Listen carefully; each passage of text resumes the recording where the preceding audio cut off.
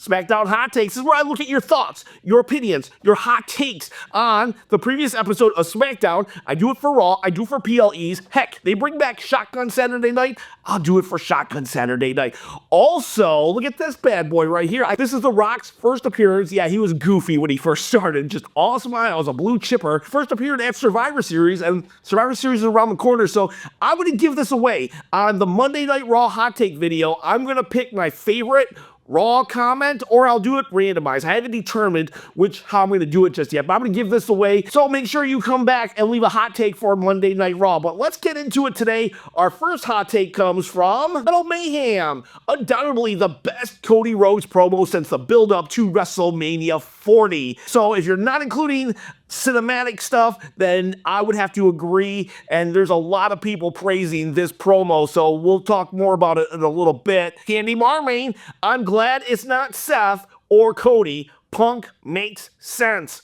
Woo! 100%. 100% based on what happened at WrestleMania 40. I am so glad they didn't go with the low-hanging fruit of Seth Rollins. They played it up very, very well. And have this been Vince McMahon, it would have been Seth Rollins. It would have been Seth Rollins, and we would have got a Shield fist bump, and, you know, probably even Cody would have been a part of it, and Cody would have also done the Shield fist bump. That is what Vince would have done, and he would have been like, that's cinema, pal. Oh, man. I am so, so glad that they did not go that route. And I'm glad, though, that they explored it and they made us think it, because I was definitely like, my stomach was churning to, man, this is going to cancel out that awesome Seth Rollins promo in the beginning of the year where he said that everything was on the line and they must stop Roman now. And so, yeah, CM Punk does make so much more sense. I even did a video on it. Can't argue with it. It should have been 4v4. So if you want to argue, you could argue 4v4, but if it had to be 5v5, well, CM Punk is a logical choice because of the Paul Heyman connection. And just because I'm giving away this Funko Pop doesn't mean I'm not giving away this belt right here. That's right, I'm just giving it all away. You get some WWE merch, you get some WWE merch, we all get some WWE merch. But unlike the Funko Pop that is kind of just like, you know, at a whim, this one has a set target in mind. I need to get 10,000 subscribers, and then I will give this belt away. But hey, I'm almost at 7,000. That means I'm almost at 8,000, which means I'm almost at 9,000, which means I'm almost at 10,000 subscribers on my path, my destiny to become a full-time YouTuber. And yeah, I'm going to give this belt away at 10,000. All you got to do is subscribe, comment, and hit the bell notification. Maybe a thumbs up if you're so inclined. But yeah, comments are crucial because that's how I'm going to pick a winner at random. But I got to hit 10,000 first, so help me out. And if you don't mind, also let the video play all the way to the end. If you get bored of the video, just put the mute button on and let the video play. Helps me out a lot. Next hot take, I'm feeling oozy, baby. I love that name. I wanted Brock, but I can deal with Punk. Just glad it's even now. Yep, 5v5, it's even up. And I understand why you would want Brock Lesnar, because, I mean, hey, you know what? Seeing Brock just going to town in a steel cage would be kind of crazy and cool. But I do understand why they didn't go with Brock, real life stuff. But hey, you know what? If you wanted Brock, you wanted Brock, and on some levels, I wanted Brock too. Jay and Love. The ending of SmackDown opens up a bigger story between Seth and Punk. Holy crap, yeah, it does. Can you imagine Seth doing all this stuff, saying, no, I will not team up with Roman. He's just so evil. And then the one person who does, of course, is CM Punk, the guy that he already hates. And he's going to be like, you don't know what it was like under Roman's terror, under Roman's reign. You took the ball, you went home, CM Punk. You went to the competition, the enemy. You have no idea what we went through under his tyranny. And it's just like, it adds a new layer to the CM Punk Seth feud, a layer that I didn't think we needed, but I'm glad and I hope they really do explore. Tis Mickey. KO crashing out on Cody for teaming up with Roman one time while his best friend is in the back, willing to give up his life for the Bloodline, is the most hilarious thing in WWE. Absolutely. Absolutely. You know for a fact that Kevin has Sammy's number. And you know for a fact that Sammy is watching what's happening with Cody. It is hilarious that Kevin is just like, laser focused on Cody when Sammy is way, way worse in regards to what KO is mad about. So I'm with you, Tiz Mickey. TTJC, how is it that Dominic Mysterio has more dog in him than Cody? Like, bro, stand up. Stand up. All capital letters. Okay, so we're going to get to a lot of praising Cody comments here, but did you notice that Cody Rhodes, even in his fired up promo, he kind of sort of was still very complimentary of Kevin Owens. Even mean, fired up, I hate you, Cody Rhodes is like, you're still a really tough dude and I respect you.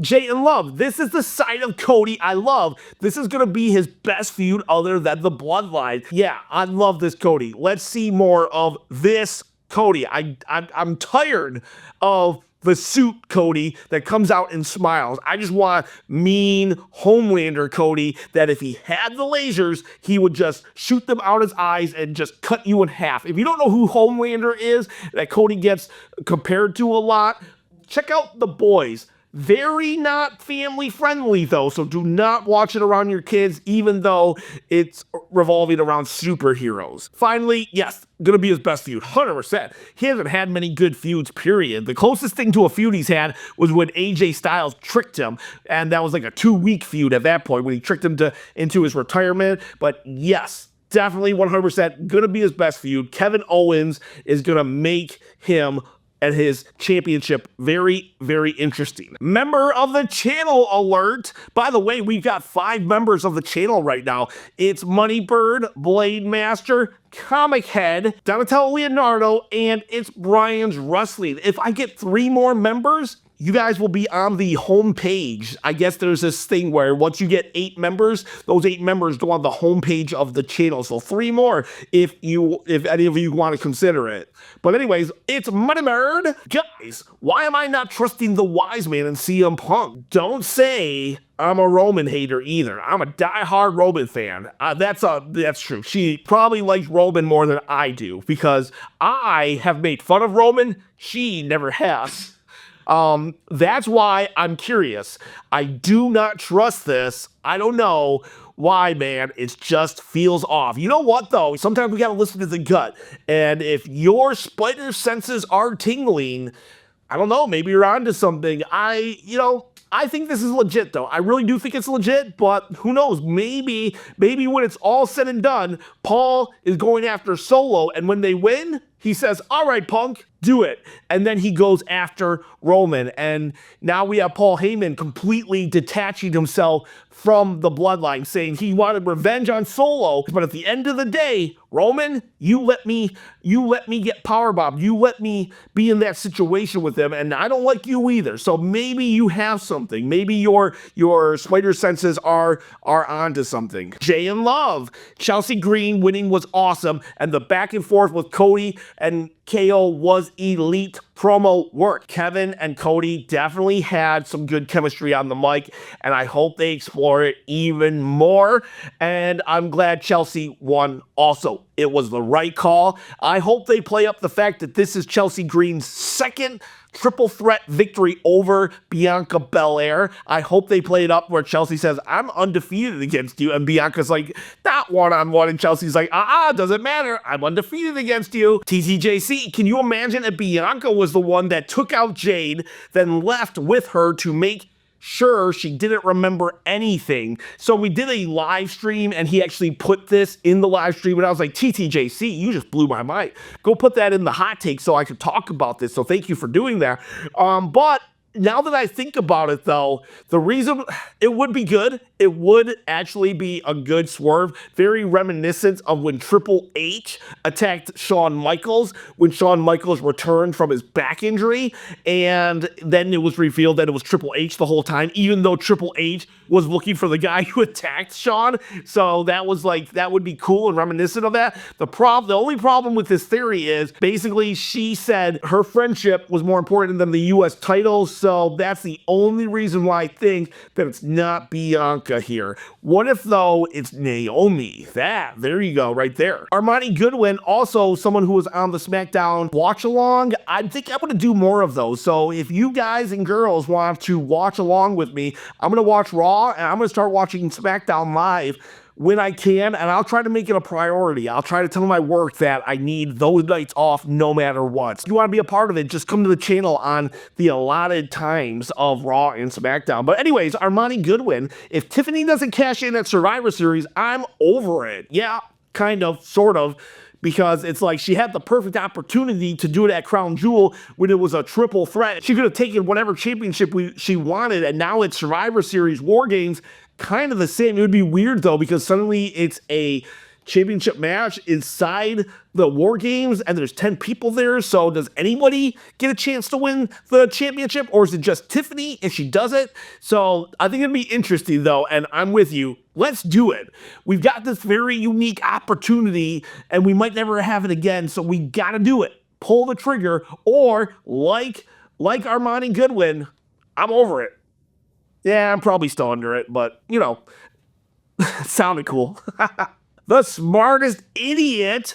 This isn't a hot take, it's just an appreciation of the new sign cam. It feels fun and makes me want to bring a sign next time to go to a live event, and I'm sure it does the same for others. Yeah, I'm so glad signs are back. Attitude Era, like, there were more signs than there were humans, and it was just really cool. Now, don't be obnoxious about it like the guy in WrestleMania 40 who had the big heads. You know, they had a head of him and his girlfriend or wife, daughter, I don't know what it was, but basically 2 giant heads. That was stupid and I hated that. But signs are like amazing and part of the experience. I went to WrestleMania 23. I had the Umaga face paint and I had a sign and it said, "Umaga ate my family." Oh, I loved it. Sugnup. I apologize if I got your name wrong, but Sugnup 16 War Games should have been 4v4. Where did Reed and CM Punk come from? Laughing face emoji that's tilted. Okay, I agree. Should have been 4v4. I get it, though. I get it. It does kind of make sense in that I could see Solo Sikoa not caring about traditions and just hiring somebody, even though Bronson Reed does have Samoan descent. He's not an actual bloodline member, but Solo Sikoa, he can just hire some random big guns. I'm going to hire a goon just to win the War Games by any means necessary. And CM Punk, the connection is Paul Heyman. CM Punk being a Paul Heyman guy, Roman Reigns being a Paul Heyman guy. It does make sense. It does make sense, but they kind of had to force it just a little, and I think it would have been better 4v4, though I am interested, not gonna lie. I am interested in the new developments of Punk. Damian King, Punk vs. Tunga Loa is gonna feed families for generations. Oh my God, can you believe we could get a square down, a face-to-face moment between Tunga Loa and CM Punk? This is Rock vs. Hogan 2, WrestleMania 18. Holy cow, Damian Priest, spot on. The smartest idiot. Yeah, let's go Punk. Yeah, let's go Punk. Shannon Allen, hey y'all. I think I speak for the entire Wrestle Chop community. Shannon, hey. Joe Litton, Jey Uso lost his aura, man. Yeah, he kind of has. I mean, he lost the Jey Uso yeet aura, and man, I was kind of hoping that he was going to have this, like, amalgamation of Jey Uso of the Bloodline and Jey Uso of Yeet. And it seemed like it was going to happen at Crown Jewel when he came out and he did Yeet and everything. But right now, he is literally one of Roman's soldiers. Yeah, maybe he's not going to get completely pushed around, but at the same time, he's definitely not a single star right now. I kind of was hoping for more of a side-by-side with Roman and not so much of 2 steps behind Roman. So yes, he has lost his aura. I think he will get it back, though. I don't think this is like a Gunther situation where they're writing him into just the ground and making him look stupid and pathetic. And I'd be remiss if I didn't say that Joe Litton, he loves Solo Sikoa. KB, The look Roman gave to Sami when he mentioned Seth was priceless. Laughing face emoji, head tilted. Can't wait to see the interactions in the ring. Roman and Seth, I'm with you. It was priceless when he mentioned Seth, and he probably is just even mad that Seth said no. Deep down inside, Roman probably wanted Seth to say yeah. He's like, well, all these other guys are teaming up with me after I was a complete jerk with them. Why can't Seth? But he wouldn't say that, of course. And so now when Sami mentions it, like, oh, shut up about that Seth Rollins. Metal Mayhem. Ciampa as a heel is absolutely freaking amazing. This heel turn for the guy and the intensity he puts into it honestly gives us something more than just filler between more bloodline storyline. Yeah, I'm liking Tommaso Ciampa and the intensity he does. I wish I would have seen a little more intensity during the match, but after the match and how he treats Johnny Gargano, it is really good. I don't know, not a main event storyline, but definitely the filler we need to keep us interested between the main event storyline, and I really hope that they explore this intense Ciampa. I wanted to get even more so. I want to start crossing some lines here. Trigger Trey 15, who was also on the live stream and just definitely made it so much fun, and I appreciate you, Trigger Trey. What do you got here to say? CM Punk's Signature Series limited edition belt, 434 days on the shop, only 2,000 belts. I mean, want you guys in a secret? I went and bought the belt. Oh man, my bank account, my poor bank account. I cannot. I should not have bought that belt, but I did. And I'm going to do a video, so I justified it. I'm using you guys and girls as my excuse. I was like, but what if my audience wants to see the belt? So I went and bought this belt for like $700, which is like absurd, and I'm a moron, and I like justified it. I literally justified it by showing you guys the belt, but honestly, I just wanted it. Raphael Adai. CM Punk joining the OG will have Seth Rollins crash out like a spoiled 4-year-old. Put yourself in Seth's shoes. You have the original Bloodline begging for your attention like a simp, and just when you are about to accept the offer, the one person you hate snatches your spot from you. The crash out will be absolute cinema. You know what? I don't have anything to add to that. That is an awesome comment. I love how you stated it. So if you want to know my opinion, just reread. Go back 15 seconds, 30 seconds, and reread the comment. Judy Angela Jetson. Meet the Jetsons. The pendulum really swings from Raw and SmackDown in terms of quality. I feel like both shows are never great at the same time. Such a big difference between Raw this week and SmackDown tonight. I love to hear your opinion. Well, you're in luck because I'm just full of opinions. You know what? I didn't think Raw was that bad, but you want to know what probably hindered it? To be honest with you, Raw was a taped show. So I think the tape shows definitely dip in quality, and it also, you probably have fans with fan fatigue because they have to sit through 2 shows. SmackDown was completely live tonight, so that in itself. Now, don't get me wrong, the storyline was way better, way more intriguing. You had the 2 top storylines of the Bloodline and Cody Rhodes on SmackDown, so plus the champion on Raw right now sucks.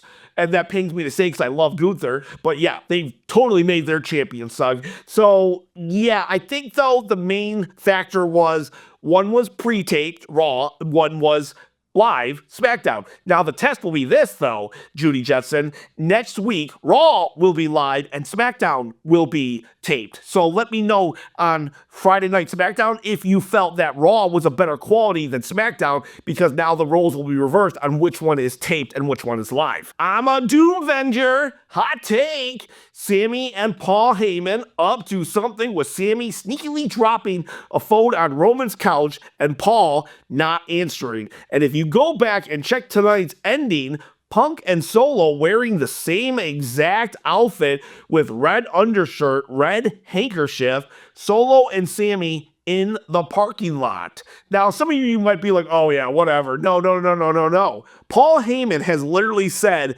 that everything that happens in this storyline means something. So something as simple and little as a handkerchief being red and the undershirt being red or any of that stuff, that actually could be something. So I would not discount what Doom Venture said. And it's Moneybird. Her spider senses were also tingling, and now we got this comment. So I don't know. I did not see it. And I kind of said CME was just kind of trying to make peace with Solo between him and Jay, but I don't know. There are clues, and I don't want to overlook them. As of right now, I think CME is all Bloodline Roman, but you might be onto something. NBA All-Star Tungaloa needs to dethrone Cody for the Undisputed Championship. I 100%, 1,000, 1,000,000% agree with you, NBA All-Stars. But the problem is this. I think they're trying to protect Roman Reigns' 1,316-day title reign, and they know that if Tungaloa becomes champion now, well, he would eclipse it probably by like 10,000 days. He would go on to beat Bruno Sammartino's record. So they're probably holding back until Roman retires, and that's when Tungaloa goes on to be the forever champion. And 992 Nakamura needed to get added to the U.S. title scene, gives him a feud that is entertaining and adds more prestige to the title by adding upper mid-card talent.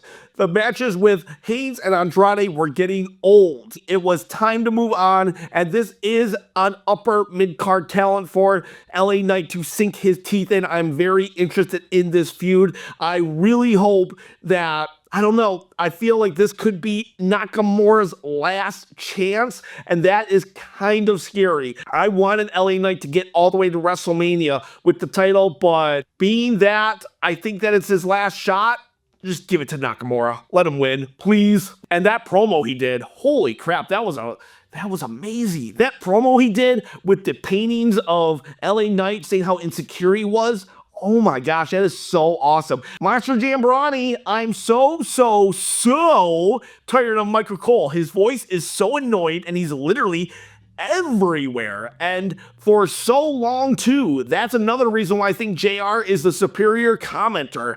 Well, that's an opinion, and you know what? You're more than welcome to it. It's definitely a hot take. I actually really enjoy Michael Cole. I've always actually really enjoyed Michael Cole. Low-key, even when he was a heel, I liked Michael Cole, believe it or not.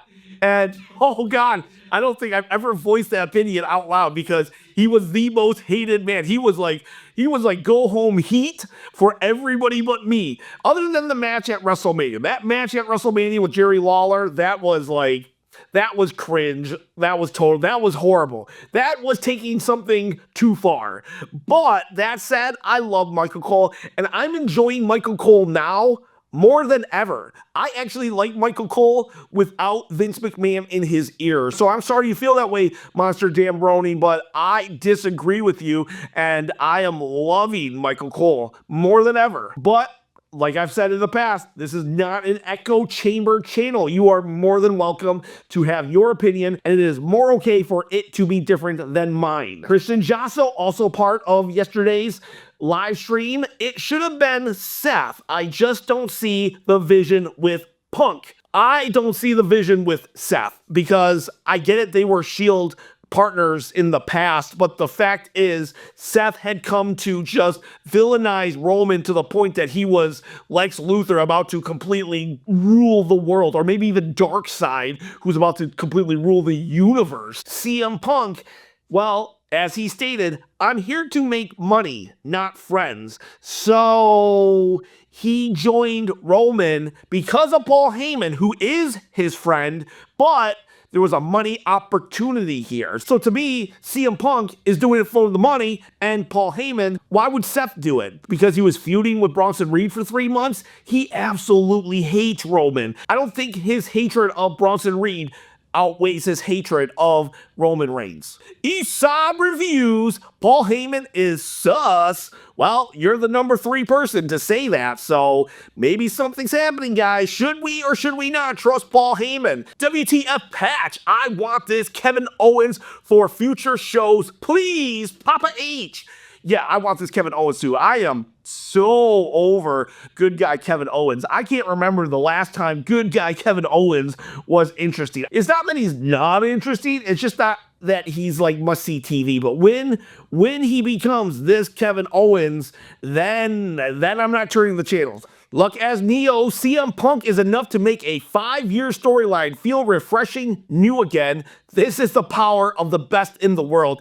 This is the power of the Bloodline, too, to be able to be a 5-year storyline and yet still interesting, the most talked about thing, people just popping and cheering, and yeah, you know, CM Punk at the forefront of it now, and can't argue with this comment. It's just crazy that it's been around this long. CM Punk was not even an active wrestler when this started, and he has joined the competition and got fired from it or suspended twice, and it's just insane. And now here he is at the forefront of the Bloodline, and it's the most interesting thing happening. 5 years. Crazy. Negligence. This is the best episode of SmackDown in a long time. Roman and the Bloodline stuff was great. We got the return of Punk and the Wise Man. KO and Kevin were absolutely in their bag tonight. Mello was funny as usual, and even the women's and tag side of things were great. Yeah, a lot of storylines progressed. Not just the 2 main stories of Cody and the Bloodline, but we had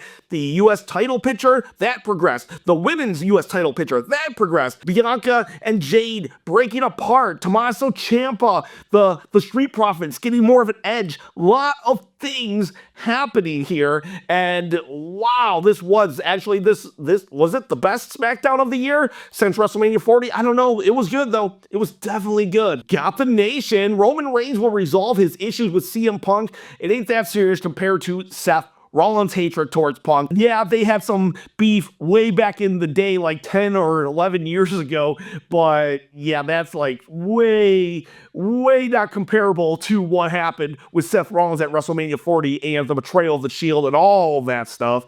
Seth probably punching the air after he saw Punk taking his spot in the War Games match. Could you imagine that? Seth just like, ha ha ha, they have nobody, and then Punk starts like, oh, I hate you, Punk, I hate you. That's good. I like that. I've got the nation. The Paul Heyman pop was amazing. He doesn't need a theme song, just the iconic words. Ladies and gentlemen, my name is flare emoji, flare emoji. And I'm so happy Chelsea Green won. WWE might pull it off and let her be the inaugural U.S. champion.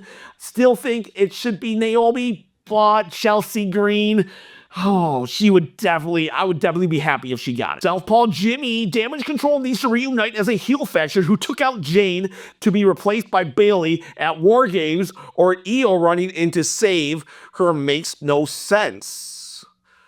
That is interesting. I wasn't a huge Damage Control fan, to be honest with you, but what if a full reunion happens, and yeah, it was Damage Control, but it was orchestrated by Bayley, and maybe we have co-leaders of Io Sky and Bayley?